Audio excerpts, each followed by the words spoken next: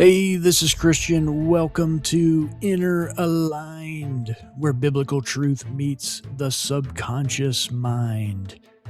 Let me be honest with you. I spent years chasing feelings.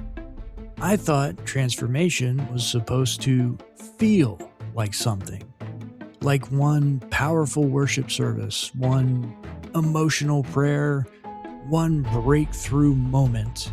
Suddenly, I'd be different. And when the feeling faded, and it always faded, I thought something was wrong with me. I'd think, maybe I didn't believe hard enough. Maybe I wasn't sincere enough. Maybe God skipped over me. But here's the lie I was believing. Transformation is an emotional event. I was waiting for a feeling to change me, when God had already given me a process to walk through. The lie says transformation is a lightning bolt. But the truth? Transformation is a rewiring. Look at what Paul actually says in Romans 12:2. He doesn't say, be transformed by an emotional experience.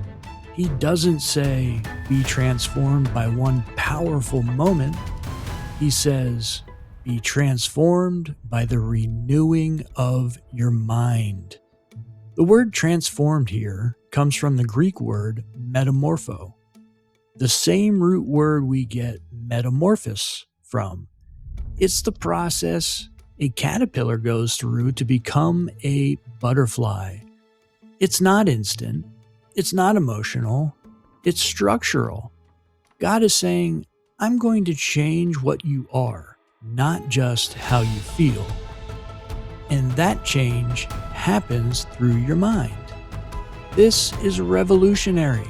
God is telling us that the mind is the gateway to transformation. Not your circumstances, not your emotions, your mind. Now here's where neuroscience catches up to what God already said. Research tells us that up to 95% of your daily thoughts, decisions, and behaviors are driven by your subconscious mind. That means the vast majority of how you react, how you feel, and how you choose is running on autopilot. Think about that.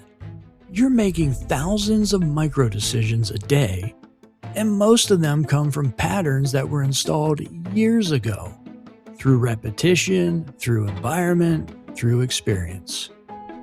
Your subconscious doesn't evaluate whether a thought is true, it just repeats what's been rehearsed. So when Paul says, renew your mind, he's not just talking about your conscious thoughts. He's talking about reprogramming the 95% that runs beneath the surface. And the way your brain rewires, the way neuroplasticity works, is through consistent, repeated exposure to new truth. This is exactly what God designed. Meditation on Scripture isn't religious ritual, it's the mechanism of renewal. When you start renewing your thought patterns, not just once, but daily, something shifts deep inside. You stop reacting on impulse and start responding with wisdom. You stop spiraling into anxiety every time something goes wrong, and you start defaulting to peace. Old thoughts like, I'll never change, or this is just who I am, begin to lose their grip because they've been replaced, literally, neurologically replaced, by truth. Before renewal, your thoughts lead you. After renewal, truth leads your thoughts. That's the shift. Your emotions begin to follow your mind instead of your mind following your emotions.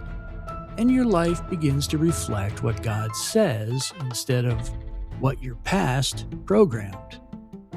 Say this out loud. My mind is renewing. I am not stuck. Transformation is happening in me, not someday, but today.